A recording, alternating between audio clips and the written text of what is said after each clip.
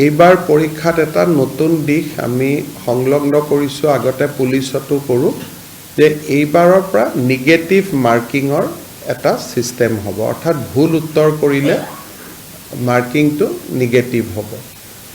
সেইদিনাখন মই ফেচবুকত কৈছিলোঁ, তাৰপিছত আপোনালোকে বহুতে প্ৰচাৰো কৰিছে। এইবাৰৰ যিটো পৰীক্ষা, ই অলপ খুব এটা চেলেঞ্জিং এক্সাম হ'ব, যে পাৰ্টিকুলাৰ এটা ছাবজেক্টত 11 লাখ পৰীক্ষাৰ্থী পৰীক্ষা দিব। আমি যেতিয়া মেট্ৰিক পৰীক্ষাও পাতোঁ, হায়েষ্ট আমাৰ কেণ্ডিডেট হয় 5 লাখ।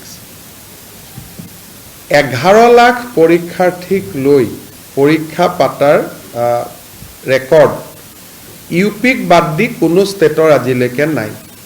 কাৰণ ইউ পিয়ে কোনোবা পৰীক্ষা 18 লাখ কেণ্ডিডেট হয়, তেওঁলোকৰ জনবসতি বহুত, কিন্তু অসমত 11 লাখৰ কোনো পৰীক্ষা আজিলৈকে কেতিয়াও কোনেও অনুষ্ঠিত কৰাৰ প্ৰয়োজনীয়তা অহাই নাছিল। এইবাৰ আমি নিযুক্তিত এটা দিশ আছিলে যে এইবাৰ আমি ফিজ লোৱা নাছিলোঁ, অৰ্থাৎ পৰীক্ষা দিয়াৰ কাৰণে কোনো ফৰ্ম ফিল আপৰ কাৰণে কোনো মাচুলৰ প্ৰয়োজন নাছিলে, সেইকাৰণে নাম্বাৰটো বাঢ়িলে।